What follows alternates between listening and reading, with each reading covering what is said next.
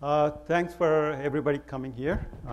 It's a great pleasure to do this talk. First, I would like to thank Angela Hardin, who arranged this talk and kind of convinced me to come out and to give this seminar or this speech. It's always difficult for people who like me who work in the labs and computing to come and give a general talk. But I took the challenge, and hopefully you will enjoy this thing. So the topic of talk today is navigating changing risk from extreme event. So the critical word here is navigation. So what I would like to do over the next hour is kind of give you a map of how we navigate this thing. So the idea is to provide you with a set of tools that you can use to understand the kind of discussion going on in the media over the last several years, and it is increasing in volume as you go forward. So how do you understand the discussion and become an active participant? So somebody who can contribute to this discussion as it evolves in the next few years. And I will try to give the map such a way that you have both the map and the milestones, critical milestones along the way that you need to keep your eyes on when you see this on TV, newspaper. What are people talking about? What do they mean by extremes, and what do they mean by a risk? And how do you calculate a risk? And can we actually even calculate a risk from a climate change? These are basic fundamental questions that we are still trying to investigate. But I will try to give you this layout of this whole area so that you can have a active participation in this discussion as it comes up in the media over the next few years. So the first thing I will do is I will talk about things that are very familiar to you. We'll start with weather and then slowly change into things that are interesting. The way I laid it out is like I think of this as a wiki page, Wikipedia. You're going through the things, and there are these interesting things that are there, and you want to click on it. So you are itching to click on it and go into somewhere else. So I try not to do that as far as possible, but I did give into this itch once in a while, and we'll go to the sub-tours on the sideways just to get the concept right so that we can go back to what we are talking about. So sometimes I may be going on the side, a detour a little bit and then get back to what we are talking about. So first, let's start with weather. We are all familiar with this. We live in this system every day, every morning. We deal with weather, and everybody who lives in Chicago area, once they start speaking, they have a small Tom Skilling in their head and trying to imagine what the weather is going to be tomorrow. We cannot help it, and essentially that's one of the great gifts of living in Chicago is what a great educator he is on weather systems.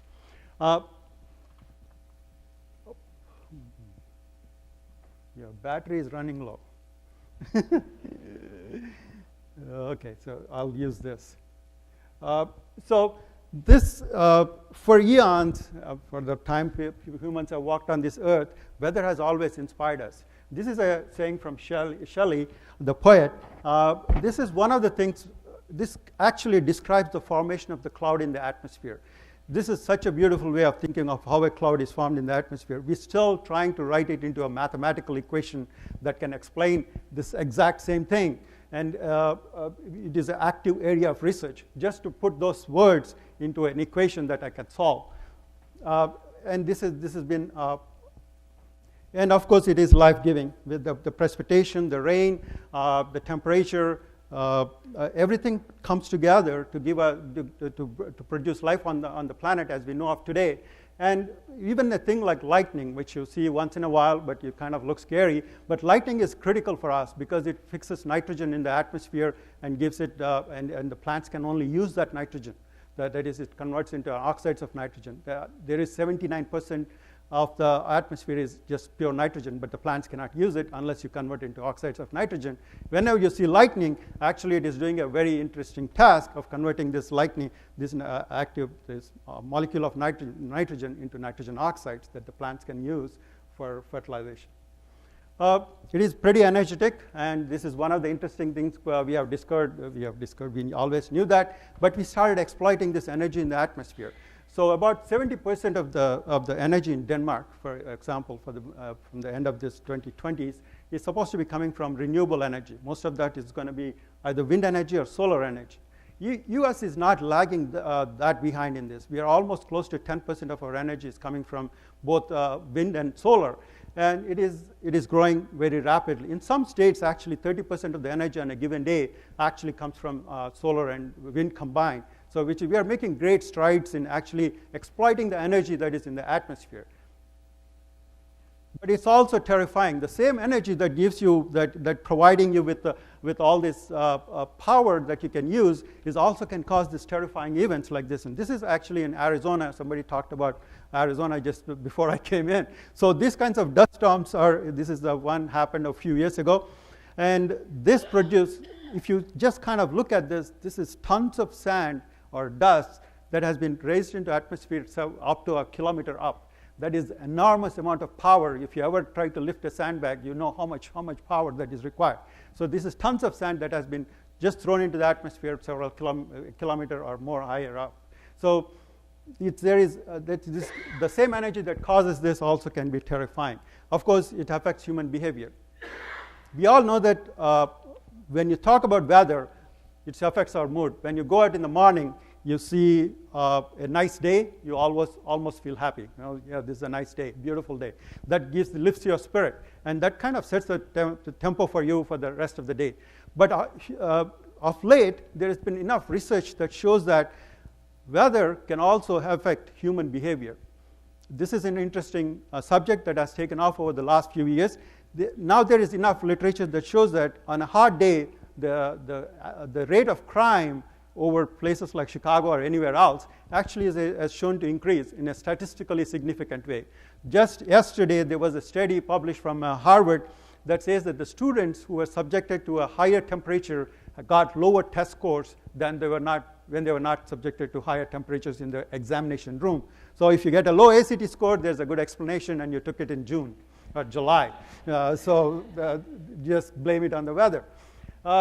So what are the weather extremes? This is so we kind of understand what the weather is. We all enjoy the weather. But then there are these extremes. What actually do we mean by a weather extreme? This is a interesting and challenging question. It's challenging because of what we'll discuss next. This is a coastal flooding during Hurricane Sandy. I think it's 2012 in New York City. Why is it an extreme event? Why hurricanes happen all the time? How come this one was such an extreme event? There are three reasons for that. One, these kinds of the storms of this magnitude have never crossed over into that region. So this is a very not a normal occurrence. This is once in 1,000 years kind of thing. So there is this massive hurricane that actually crossed over that actually came over New York City. Second, the infrastructure in the city was not actually prepared for this because they never expected something like this. So that combined with the one that you had this extreme event, this large amount of precipitation, and then that there was a third thing. They had a fairly significant tidal wave that came over, and that increased the amount of water that came into the city. These three factors combined to create this extreme event. So it cannot be just said that there's one thing that explains this thing. There's also a human factor in it that they never imagined that such a thing can happen. So they never planned for a sewer system or a storm drainage system that can handle this kind of precipitation. And the second thing is these things don't happen often. So you're making, every time you see this, somebody had made a call that this is never going to happen to me, so I'm not going to build this thing. So there is a cost factor in it, and also there is a factor about how far do you want to go with this. So as things keep changing, we have to keep this always in mind. How much does it cost to build a wall that prevents the water from coming in? Are you willing to spend billions of dollars to save a neighborhood or not? So this is one of the critical questions for extreme events that will be coming up as we go into the future. This is extreme precipitation event that happened in Naperville, Illinois, actually all over DuPage. This is one single storm. It's like a garden variety storm. Thunderstorm came over and dumped a whole bunch of rain that nobody in these cities ever expected to happen on a short period. So the storm drains, the drainage system, the storm system was not designed to handle this water, and the cities most of the cities around here got flooded. So this is an extreme event in the sense that there was no expectation that this kind of event can happen in these regions. So the way the system is designed is not to handle this thing. So this is beyond our perception of what we expect. So that makes it an extreme event. There are mathematical ways of defining it. I will get to that in a while. And then the extreme events can be serious cold. The worst cold event snap that happened in Chicago is 27 degrees Fahrenheit that happened in 1985. As it says there, actually the cold temperature was 76 below. This is kind of unheard of around here. The wind chill was 77 below. We generally don't expect this. Again, this is all the way to the other end of the spectrum. You have the coldest weather you have ever seen. So let's say you're in Alaska, somewhere in Anchorage, Alaska. 27 degrees Fahrenheit on a winter day is probably not, that happens all the time. So it's not an extreme event for them.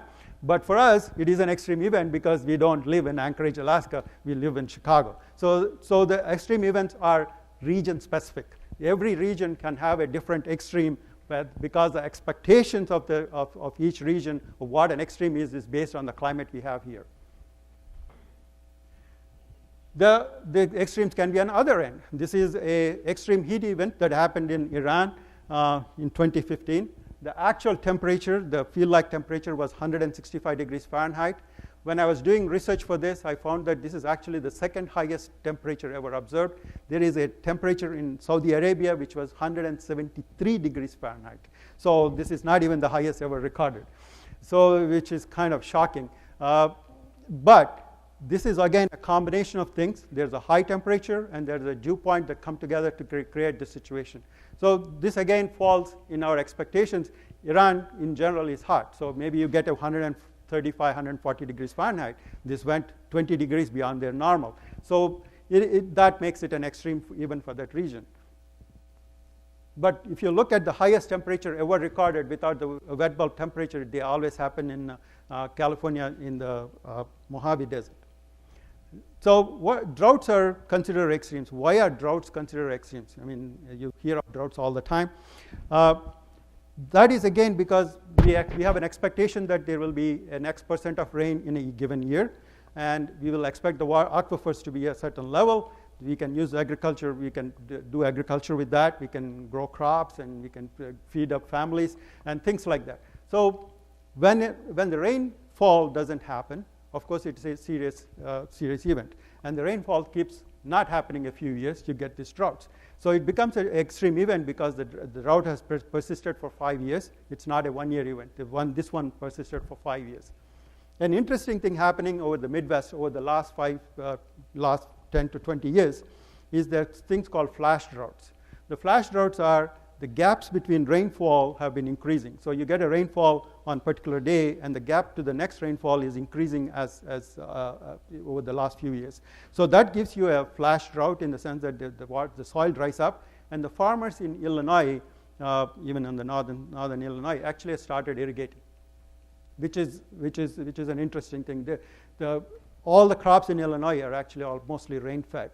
So of late, there is being irrigation system set up in some of the farms around here to deal with these flash droughts. Of course, you have heard of wildfires. Wildfires are a common occurrence in places where they are forests.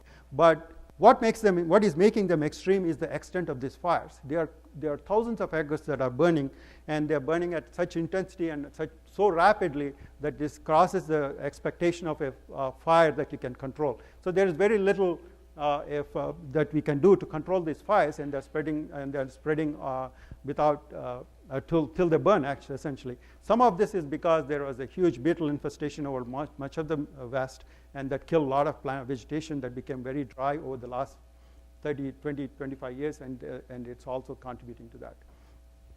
So the thing to remember is that one man's extreme, as I said before, is another man's normal. This is the most serious extreme event that happened in Chicago. This is, all of us know about this. This is about 125 degrees on Midway on a particular day. About 10 days in 1985, we had about 20 degrees Fahrenheit above average in Chicago, and this was an extreme event for us. 735 people died during this 10-day period in Chicago. So our systems, air conditioning, how we handle people, how the old people are living, where the air conditioning is, we were not set up to handle this, and that caused this extreme event. So they are contributing factors to why so many people died, because again, this weather that occurred is not in our expectations of what is normal for this area, or even the extremes for this area. This is beyond a 2 sigma of what the expectations were. The thing is, at the same time, if you are living in Arizona, every day of that week, I checked the temperatures. They were more than 90 degrees Fahrenheit. They were up to 95 degrees Fahrenheit. So if you're living in Phoenix, Arizona, probably it was a normal sunny day.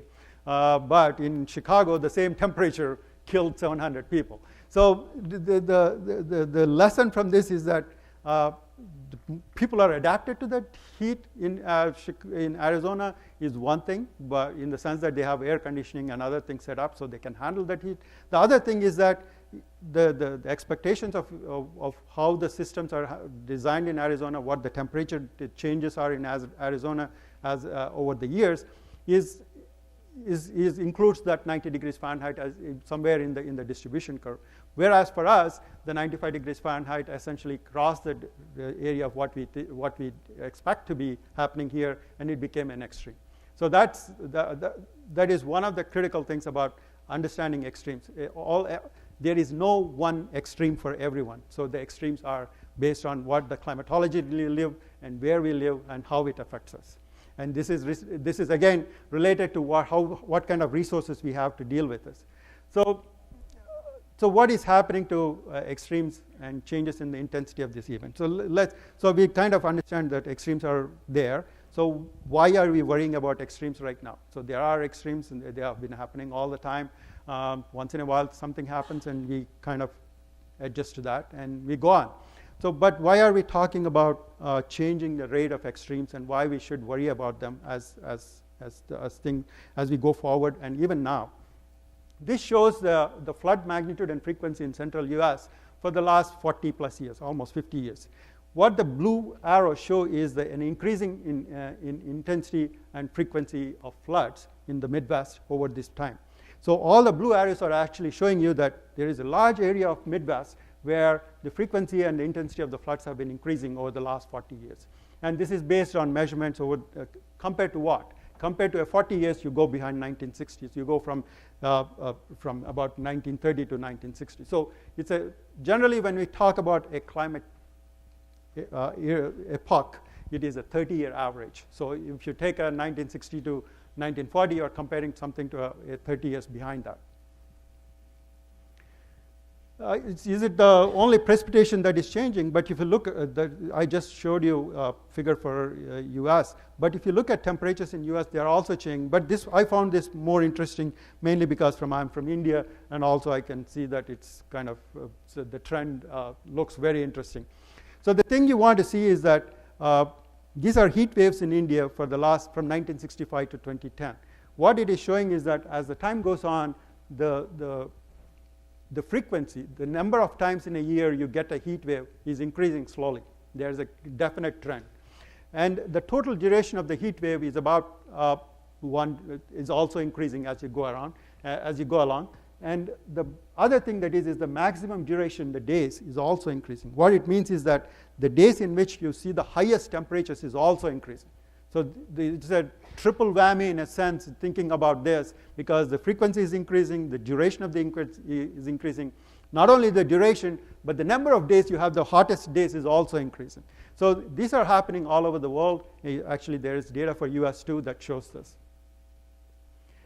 So what is the current risk from weather events? So I bring in the new word risk, and I will go, I kind of, this is where I get my itch fulfilled. I'll go try to explain what a risk is in a minute.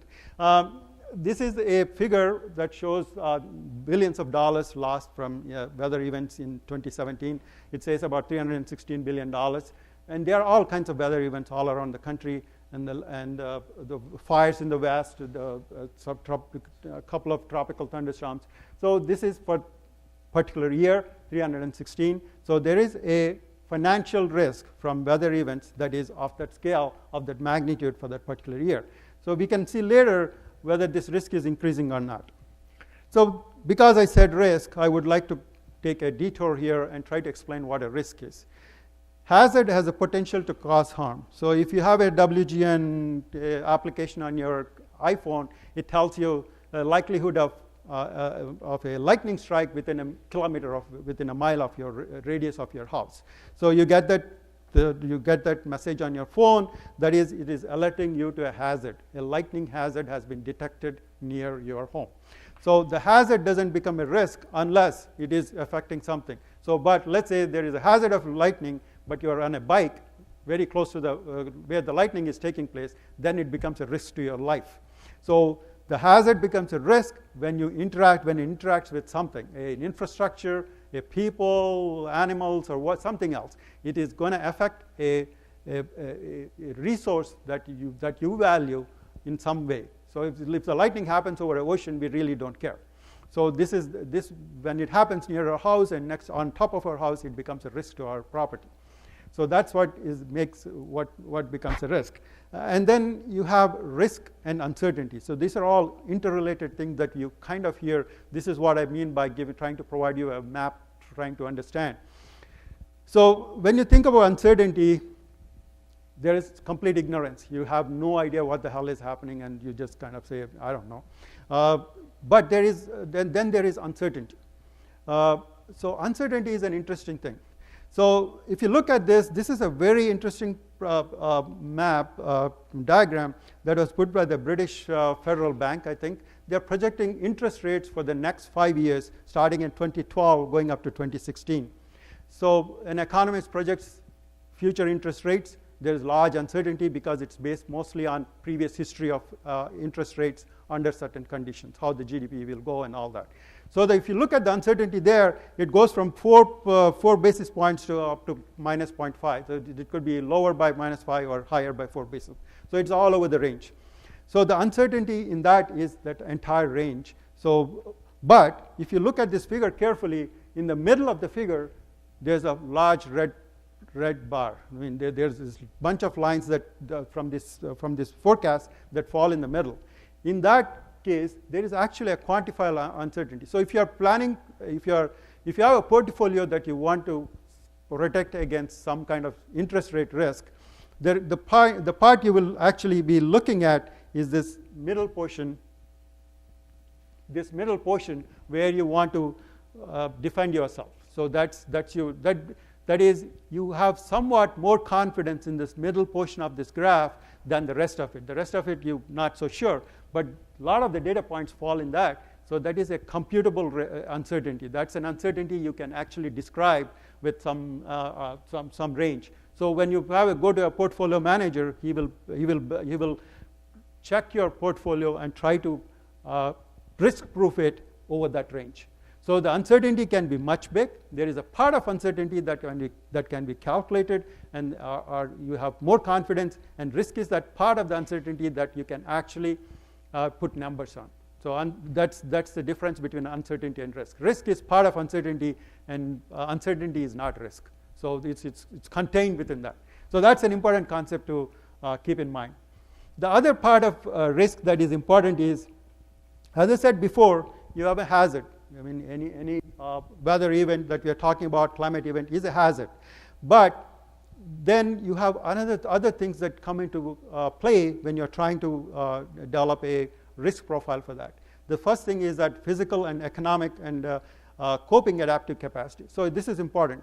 If you are a rich person or a rich country, you get an earthquake, you are probably better able to cope with that risk. Let's say a 6.0 Richter earthquake hits Japan.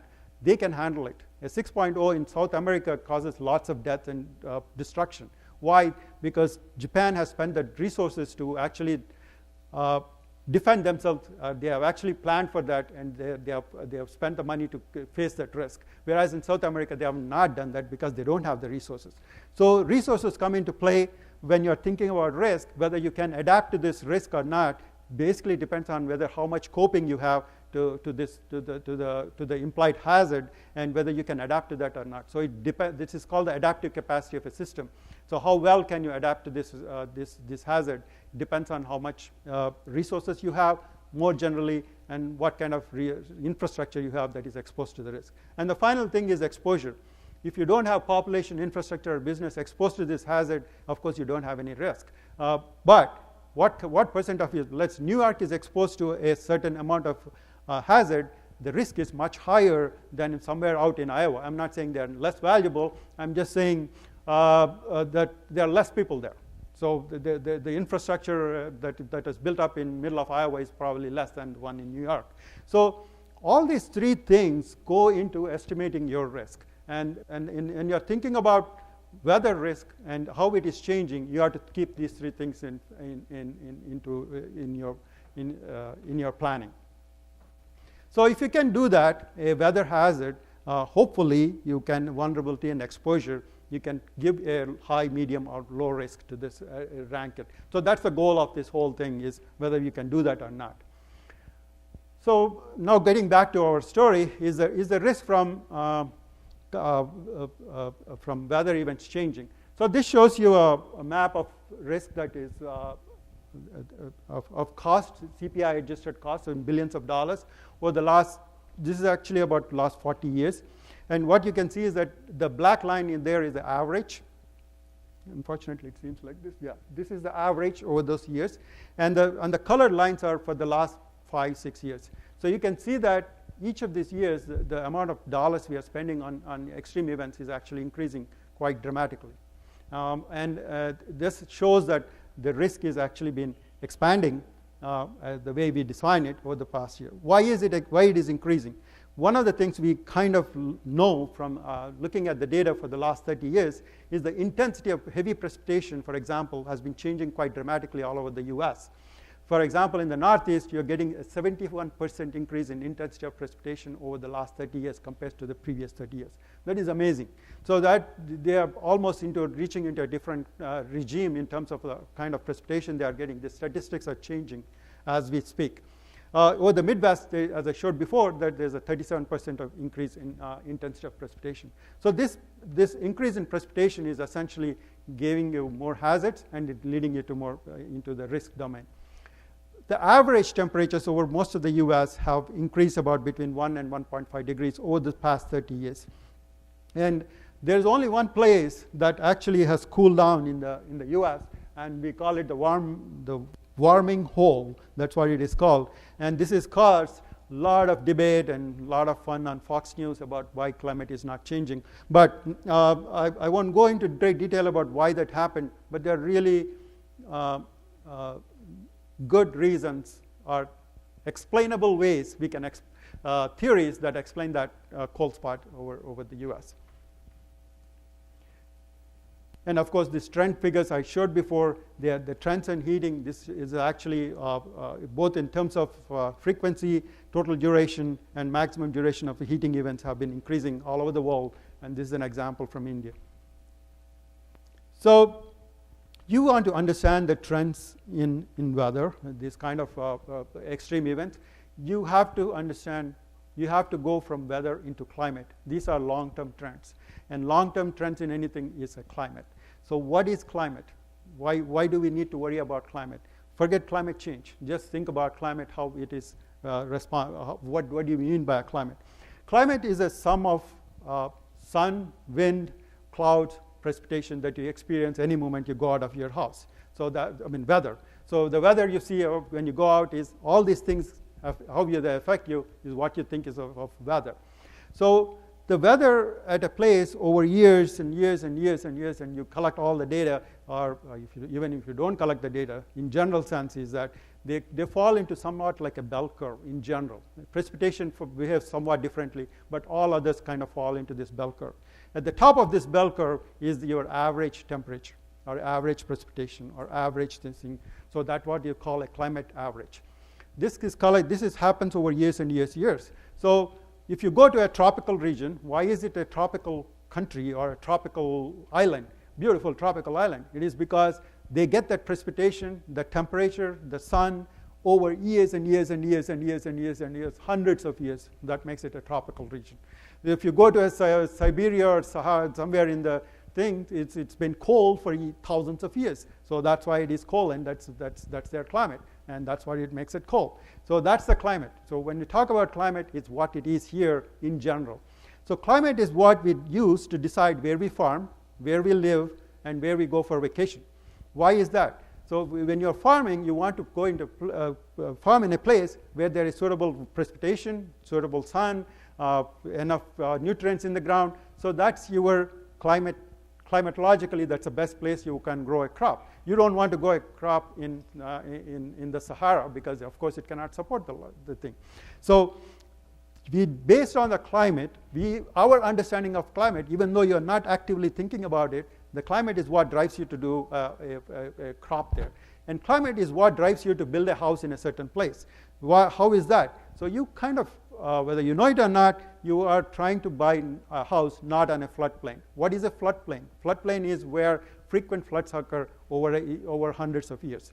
So if the flood hasn't occurred there in 50 years, you feel confident to invest your money in buying a house there. If it is every 10 years there's a flood in that plain, of course you don't want to build a house there. So you are actually using climate data in your mind when you're making a decision of where you want to invest the money. So those are important things to realize, that the climate is always behind all the decisions you make, which are long-term. You are not doing anything in your life. Essentially, all of them are based on climate in your making a long-term plans. Of course, you want to go out, whether you want to go jogging or not, you're making a decision based on weather. If it is a nice day, you go out jogging. If you're not going there. Same thing with recreation. So you go to places where it is going to be cooler in summer than where you are, or you go to a beach where it's going to be nice. So all these decisions that we make with our money essentially is what we mean by climate. So another way, this is a nice picture from NOAA. It says it tells weather is what you wear on a particular day. So today you wear shorts and get out, you know that it's a sunny day.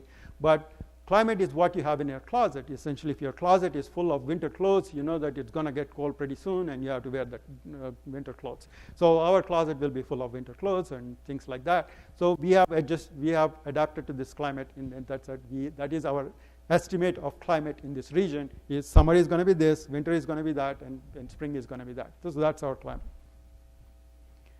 That's the difference between a weather and a climate. So now we understand a little bit of what a weather and a climate is. So if you want to look at these projections of these trends, what you need to do is actually develop a forecast. This is an important thing. Forecast is an art of science of predicting, projecting the future. So you want to see what happens in the future based on your understanding of the present. So you are leaping into the unknown. So to do that, there are several methods, and I will just describe a few. One, you can hire a wizard with a crystal ball, intuition, gut feeling, or maybe an expert with an opinion. That's what we get on cable TV every night. So there are people with very limited facts. They will give you what they think is going to happen the next 100 years. So that is one way.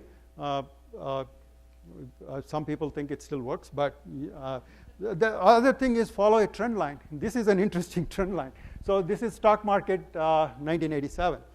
So if you followed the trend line and said, yeah, I'm going to make a ton of money, well,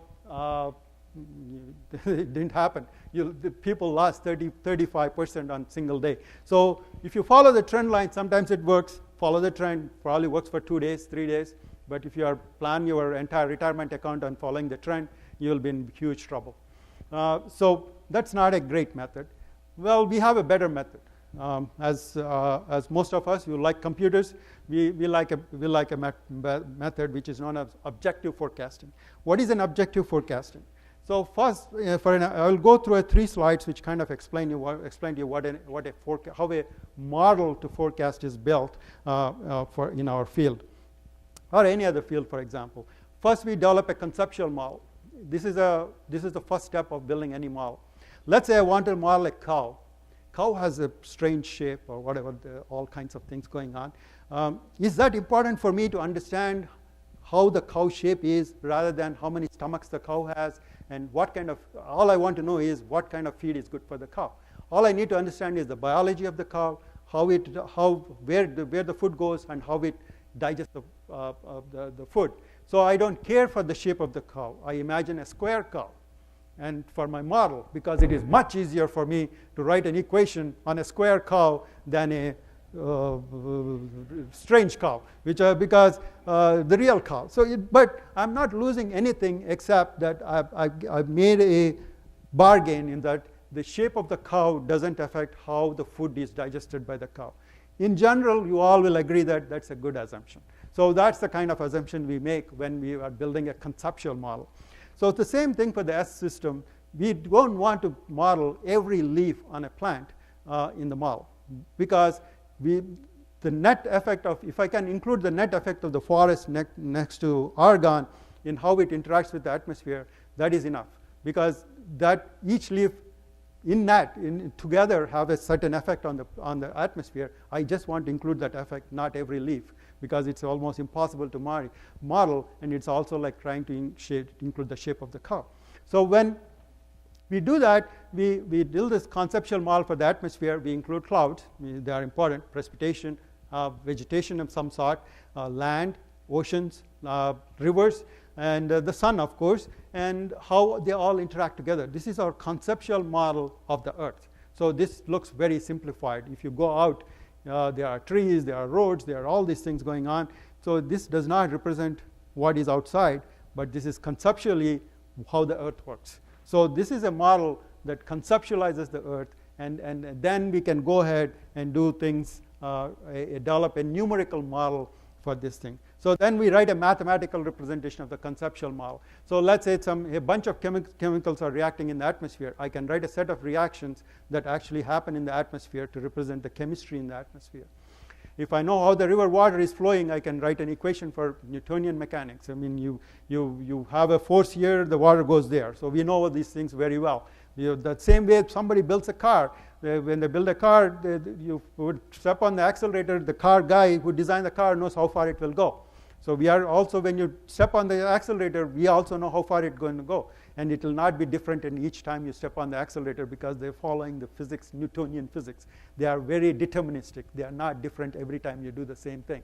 So that's the kind of mechanics that we use to write equations for all the systems that I described before, and then convert these equations into a computer program.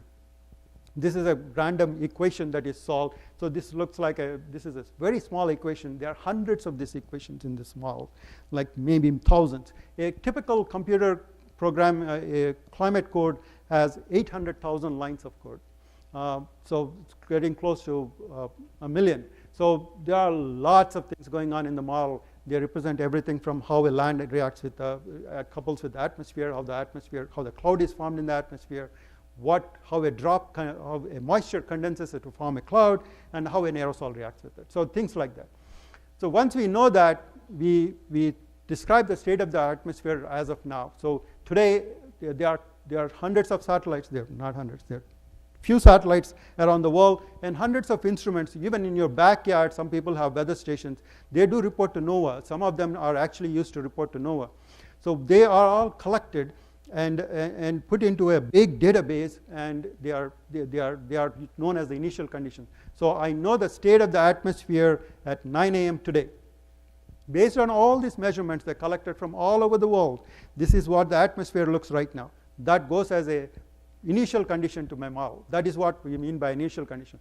At the start, time 0, if I'm going to start a computer simulation right now, at time 0, I collect all this data and make it available to the model, so that model starts knowing that the atmosphere is like this right now.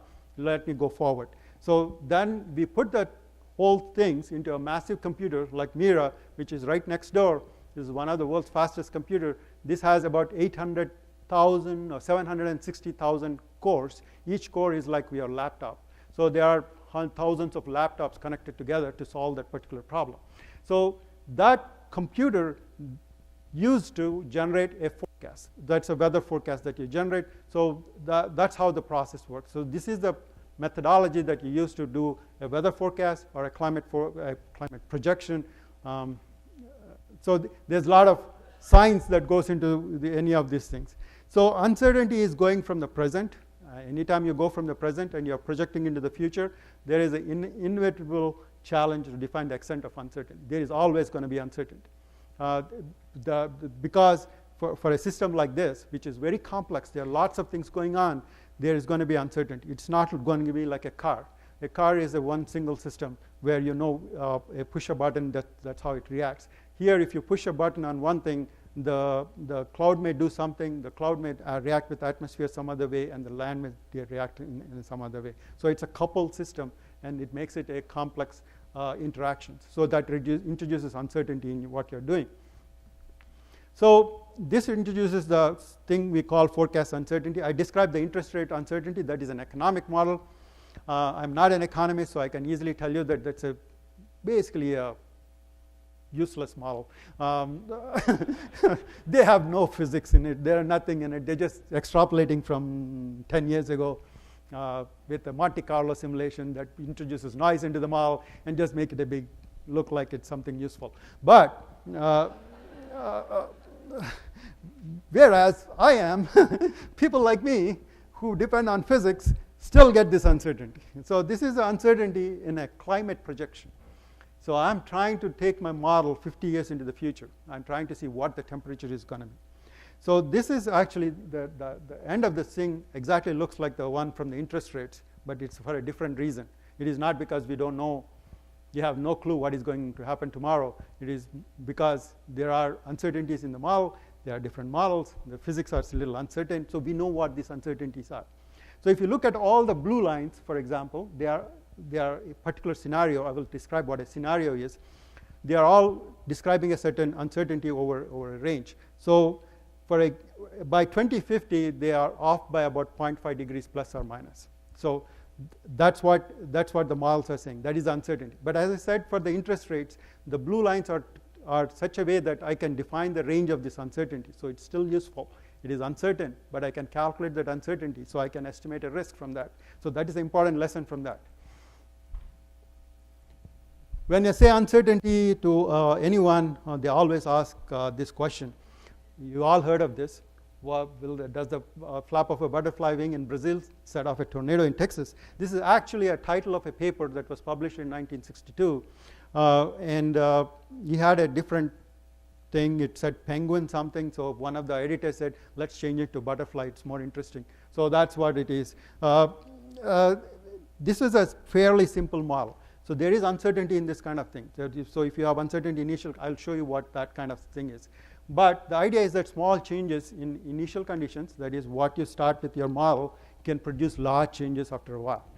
So this has actually created a whole field of studies known as chaos theory. So this is the first chaos theory paper that ever came, and that increased there are so many books on chaos theory, beautiful diagrams that people have created, art, everything has come out of that. This was based on a result from a fairly simple model. This model is actually fairly simple to build that gives you this big divergence, and you can run it on your PC actually. But more complex models that represent phenomena that we study actually don't behave this way. The forecast error in a weather model that you see every night is actually not coming from this kind of error. It is coming more from not being able to represent some phenomena correctly. So every cloud has a single drop. A drop is of a nanometer scale. I don't have a model or the resources to actually model every nanometer of the sky. So I combine everything into a grid, which we call a pixel, where the cloud is one blob. So when I make that assumption, I am making some jumps in like the square curve. I'm making some assumption in that. That introduces error. So sometimes we can constrain this error. Sometimes we cannot constrain this error very well. This leads to some of the error forecasts we see in the model, in the models that the kind of models that you see every night. The uncertain initial condition in the model, we actually have a method to deal with that, and it is known as ensemble simulation. So this is an interesting way of doing that. So let's say you have a weather station in your backyard that is reporting to NOAA. You can do that. It's on a basically the truck guys use the frequency. You can use that frequency and send it to NOAA. They actually use that data. So that data. But let's say that on one day you started to do barbecue and you got actually a local change in temperature because of the heat you're producing. Your particular weather station is 3 degrees off from everywhere else. So if that happens, that is an initial condition error. So how do I deal with that? So we can estimate what kind of instrument errors are there all over the globe. So it's a kind of a probabilistic error distribution. So within that error range, we know we can launch a bunch of simulations with different initial conditions. So this we call an ensemble. So the ensemble gives you a forecast uncertainty when you go into the future. And that is the range of the forecast. And the dark blue one is the range of uncertainty in your forecast for temperature tomorrow or day after. But if you do only one simulation, you get a deterministic error, deterministic forecast. The deterministic forecast is the one Tom Skilling gives you every night. It's based on one single one. And the climatology, that is what we expect in the climate, is generally covers that uncertainty domain. But let's say the climate is changing as we go into the future, then obviously the forecast uncertainty is going to cross your boundaries of where you expect the things to be. So what happens is you have more unexpected events, because your climatology is expecting this to happen, but whereas your climatology shifted to a new range and you're still expecting this to fall in that range, of course it's not, it's somewhere else. So you think, whoa, wow, what happened? Well, things change. So that is why you get more, as we go forward, you're getting more and more of these unexpected extreme events, and they will increase in over time. So this is a method that UK Met Office has adopted. We don't get this kind of forecast in US, but in UK they do this kind of forecast. They are trying to educate people and trying to figure out how to use this kind of forecast. What it tells you is that it is possible that the most likely temperature is the blue one. The red one is about 50% of the time the temperature will fall in that red box. 9 out of 10 times you will be in that orange figure. So this is a probabilistic forecast that is available in some countries. We are trying to do that. It's not yet common. So another time you see uncertainty in forecast is when you see a hurricane track. I don't have to explain this. Everyone of us knows what the hell this is. This is a cone of uncertainty. And the closer you are to the point where the forecast is made, the lesser uncertainty, the lower the cone, the farther you are, the bigger the cone. And this is developed by running multiple model simulations like the one I showed, an ensemble of simulations, because the initial conditions in a moving hurricane are hard to guess, so that there's large uncertainty. So what they do is they launch several simulations with slightly different initial conditions in their models, and all of them give you that cone of uncertainty. So what is the role of climate analysis in studying phenomena that results in shifting? So the role of climate, what actually we mean by a climate model simulation, or what the way it is most useful is that it is trying to study the phenomena that results in shifting our climate statistics. So what is your expectation for Chicago? Is it going to change in the future? That is the role of a climate model. So that is, we are going far into the future, but you're seeing if the statistics of what your expectations are changing in the future. They can change in different ways. You can shift the mean. That is, if the mean temperature in summer in Chicago is 85, will it go to 89 or 90 or 67? So that's one of the kind of things we are trying to figure out when you're running a climate model. We are trying to see if it is an increased variability. Like I said before, you get more noise in the system as things are changing. In one of the figures I was showing that. So that is the increase in variability. The increase in variability is happening at the, if you have a bell curve, the edges of the bell curve are called the tails of the distribution. The tails of the distribution are where the extremes are. So when you go to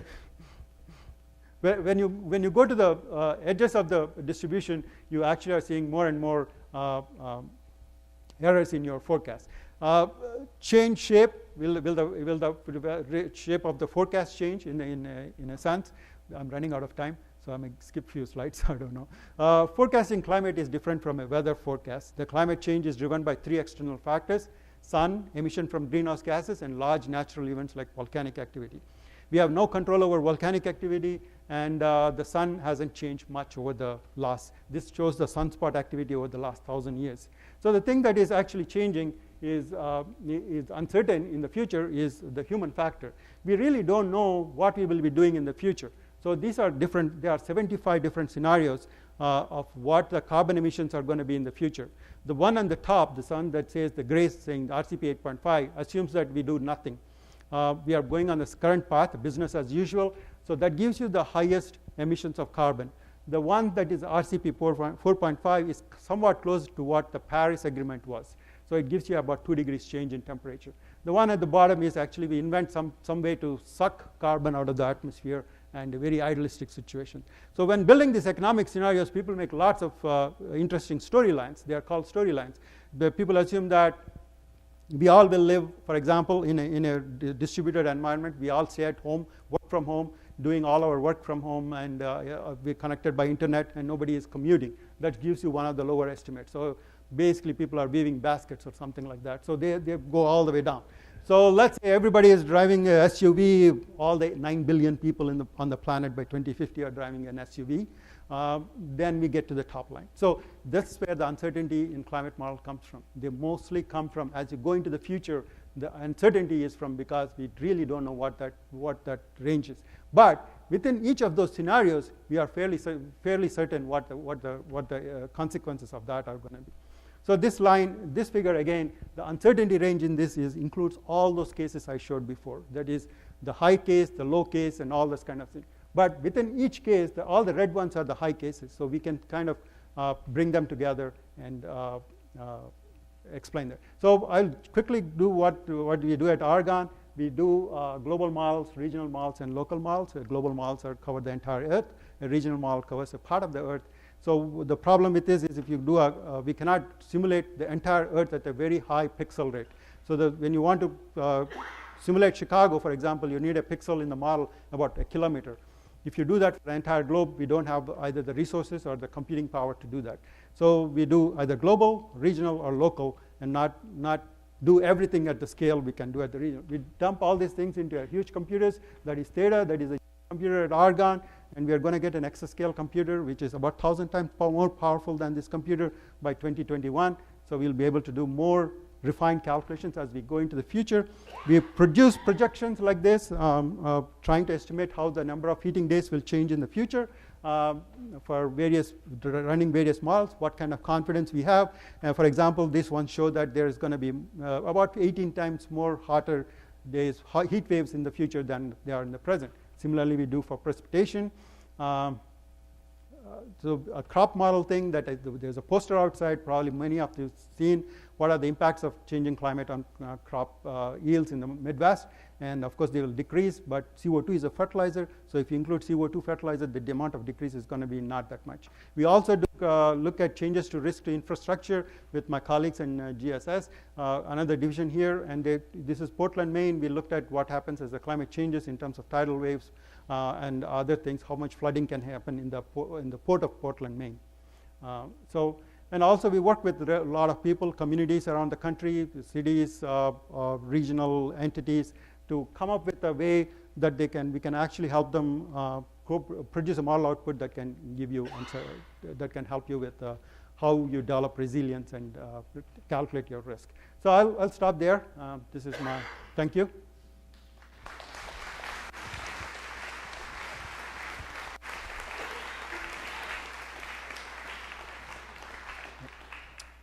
So thank you, Rao, for a great talk and kind of enlightening us a little bit on how complicated this issue is. When we deal with the environment, the environmental science division, I like to think of us as when you think of one word that describes when you study the environment, it's risk. And risk takes into a lot of factors. So when you deal with contamination in the soil or water, now you got atmosphere, everything is dealing with the risk and the effects of human interactions on the environment and how that is encompassed around the word risk. So that's how we deal with it, and that's how we just kind of describe our division. So Angela, so last month was on soil and how soil sustains us, and this month was on the atmosphere, so maybe we should do water next. So we got land, air, and water. There is time for some questions now. I think we got some ushers with mics, so if you could talk into the mic so everybody can hear you, that would be good. I guess we got time for a few questions. Okay. Thank you very much, Dr. Rao. That was amazing and very interesting. In the observed climate change data you shared, it looked like Hawaii was getting less precipitation, and a region in Texas isn't showing any signs of temperature change.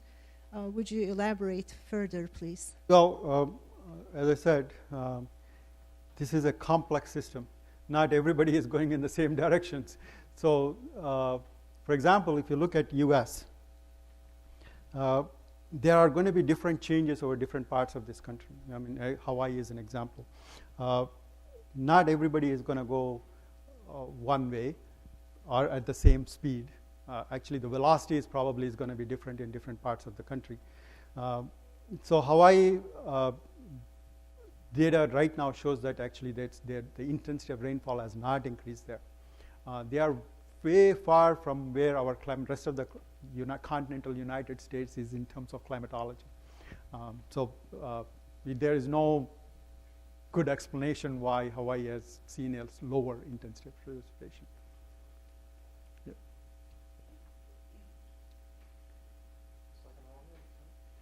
First row. Yeah, just a simple question. What is RCP? Like you've got RCP 6.5. What does that mean? It is it's a concentration pathway. It's called reduced concentration pathway. So what the idea here is that the RCP 8.5, what it does is, so we are trying to estimate what happens 100 years from now. There are several ways of doing. You can just start imagine what the GDP does over the next 100 years and try to build an emission base. So that was done for most of the previous IPCC scenarios, so that is IPCC reports by an international panel. But last report, what they did is, there are so much uncertainty in that, let's assume there is going to be 8.5 watts per meter square of heating all over the Earth. Essentially, you're imagining that there's going to be an 8.5 watts bulb all over the planet. Yeah, of heating. And then from there, they went backward and calculated how much carbon dioxide does it take me to get there. So those profiles are kind of matched that way. So because there is so much uncertainty, they're trying to constrain them in some way so that it's not all over the place. And so they still have storylines. Each of them has a storyline, how you get to 8.5 watts per meter square. The 8.5 watts per meter square is about 900 ppm of carbon dioxide. Right now we are at 400, so it's double where we are. The CO2 concentration we have right now has not been seen in about 3 million years. So I guess the gentleman in the white, and then we'll take this gentleman in the front here. Give him. So go ahead. I had a question about, do your models take into account things that are, what would we call them, maybe emergent phenomena? For example, the ocean is currently absorbing a lot of carbon dioxide. Yeah. But it's becoming more acidic. At some point, it may reach a high enough, the pH may be low enough that we get a massive plankton die-off, and then suddenly things change very rapidly. So you could look at the tundra, and the melting permafrost changing the albedo. Yeah. At some point, that becomes a runaway cycle. So do your models account for those kind of phenomena? yes, in a way. I mean, we call them coupled systems, so they are all actively coupled. So when carbon dioxide goes in the ocean, it acidifies the ocean, and then all the processes are included. But when you're talking about the second one you mentioned is a kind of an abrupt change. So let's say all of a Greenland ice sheet melts and it goes into the ocean. What happens then? So that happens over a very short time. That creates an abrupt change in climate. Those kinds of things are studied special cases, but not in a general model, because you have to impose that condition and then see what happens. Of course, that stops the gear, and you get a cold. You basically go into a cold age, yeah, ice age. Based on global warming, how soon will the Keys in Florida pretty much disappear? There are pictures on the NOAA. Maybe they removed them now. I don't know. There were pictures on the NOAA website that shows how different Florida is going to be by the end of the century. Most of it is gone. Yes, it looks like all the southern part of Florida is underwater. You can see some funny pictures of San Francisco, like San Francisco becomes 3 islands, I think, and people are selling food on a boat, and yeah, funny things like that. Yes. I'm curious about the human factor in that one of your slides showed that people are a part of the equation. Now, I was under the impression from an earlier lecture that there is a tendency for people to concentrate in cities, which on the one hand might make you think that there's more open ground to absorb the increased rainfall. But on the other hand, it's extremely costly to mitigate anything when you have a big concentration of people. So do any of your programs or adjunct programs look at the optimum distribution of people so that they have the minimum effect on the climate? Well, there is this whole area of research called sustainable development. They consider how much green space you should have, how much road you should pave, and these games are played constantly. The problem, I mean, I'm not a sustainability researcher, so anybody here, don't blame me, don't kill me. So the problem with that is they all seem like idealized games you're playing. You really have to convince some guy who is actually building a city to go and say, this is my idea, are you going to buy into that? They are building cities in Asia, like every city is going up every 10 days. So I asked one of the people who make this presentation whether she ever went and convinced somebody. She said she tried, but nobody listens.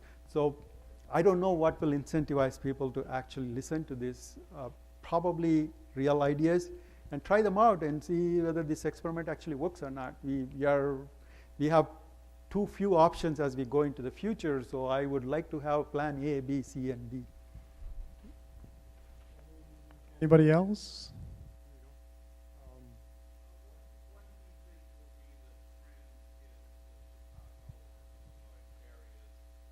I will advise people in Florida to buy property in Chicago.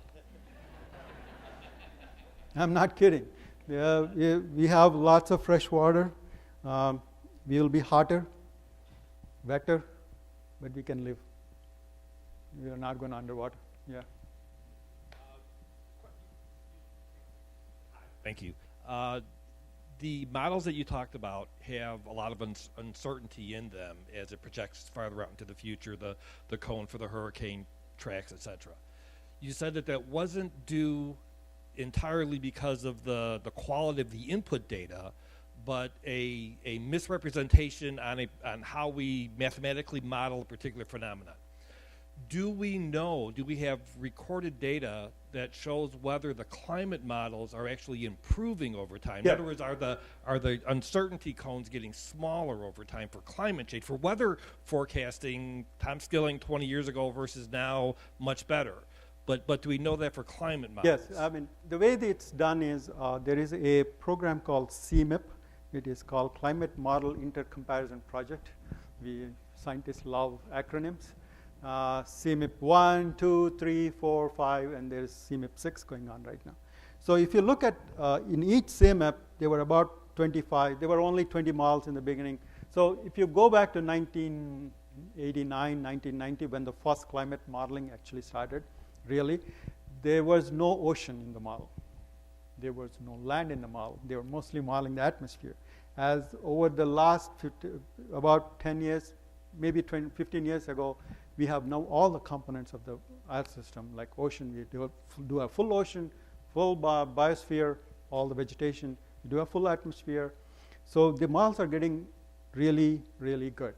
But there are certain problems, is that we still cannot run a model at the resolution of a cloud. The cloud is maybe a few hundred meters. The models are 100 kilometers. So you cannot capture the physics of the cloud when you average it over 100 kilometers. So there are subgrid models. There are various ways of dealing with that. The people are trying that. So the biggest uncertainty, the area where we have not improved a lot with climate models, that's why I run a regional climate model, which is much smaller, is that the precipitation is the one area where still the improvements are not that great. Because it is precipitation is a very spatial phenomenon. You get rain in Naperville, you may not get one in Hinsdale. So that kind of variability is hard to capture in a model that doesn't have the resolution. And that's the hardest thing. So as computers get better and as you get better at modeling this, we can capture that. But you can downscale, like I do, run a higher model using the outer boundary conditions from a big model and try to capture some of this variability on a local scale. So that's what we do. Gentleman on the white.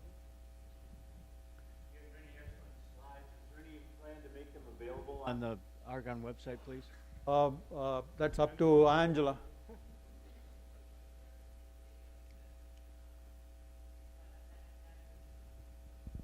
So the video will be online? Okay. Anybody else? We got time for one or two more? Yep. Recently in the media that say 2 degrees Celsius is the maximum allowance for temperature increase before everything starts to fall apart. I'm assuming that they use models similar to the ones you were showing us, but how did they reach that number for temperature allowance?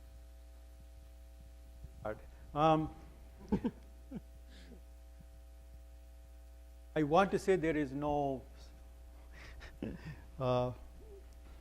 yeah, but a 2 degrees centigrade is kind of assumed that something is achievable right now. We cannot do 1 degree because there's no way. So what happens is there is already this carbon dioxide in the system that there is going to be some change even if you do nothing. Let's say tomorrow all of us stop driving cars, it will still be, there will be some change. That is going to be about 1 degree or more. So 2 degrees is considered what we can achieve, but the 2 degrees centigrade itself came from a scientist politician in Denmark or Netherlands who wrote a book on the 2C something. He wrote a white paper saying the 2C optimum or something like that. So that caught on with everybody, and then the 2C became like a rallying cry. It's just so you need a goal, so that's a goal. Achievable, I guess. Anybody else? Oh, it's hard to see. Lady over here.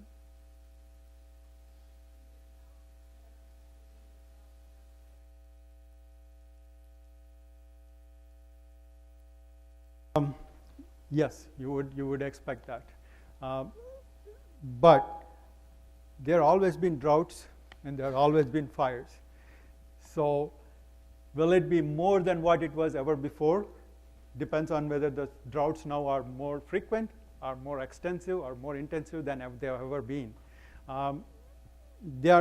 Droughts are getting more intense, but nobody has established a connection between that and more fires yet. I mean, that is not enough data. It's like you're seeing that happening over the last 10 years. So possible, but not like it's a proven fact right now. Anybody else? Oh, in the back row there. Hi. Are you able to model the changes in, I think it's called the thermohaline circulation that transports heat around the globe, which recently has been affected by melt in Greenland and has moved the trade winds south, pushing energy into the Antarctic? Yeah, I mean, these are the leading bleeding edge questions that people are trying to model. I wouldn't say that there is a whole body of literature that says that they have done that.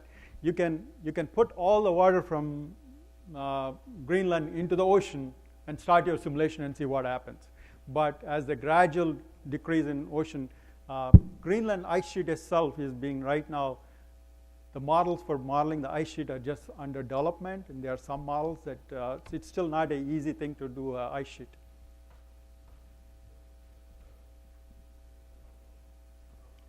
So, just as a follow-up, is it possible that while the science you do here is phenomenal, it's not the end-all of what we need to consider in making the political and social changes to address this rapidly advancing crisis that we're facing?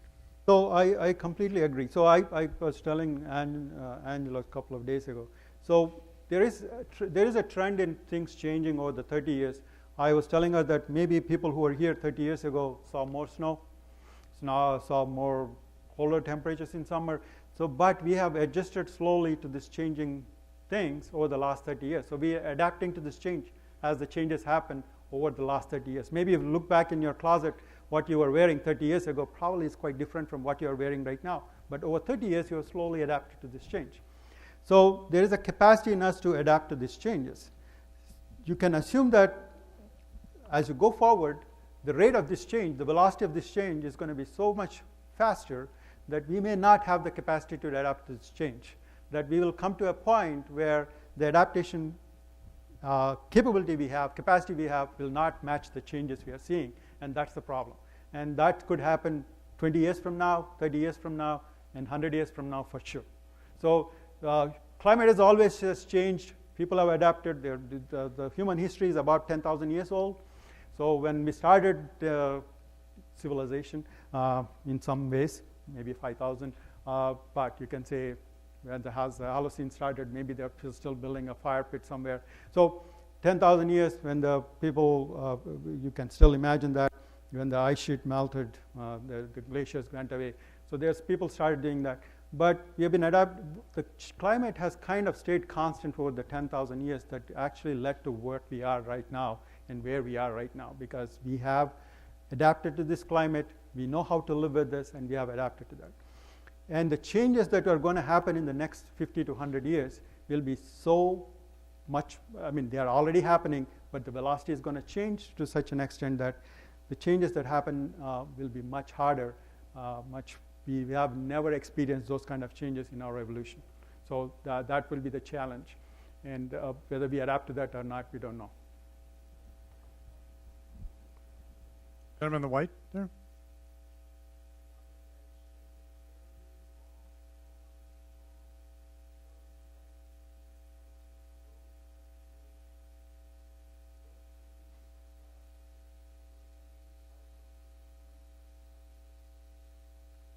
It will eventually. So there will be an ice age because the climate is changing constantly, as I said. So the thing to realize is that the climate change we are talking about is as it affects us.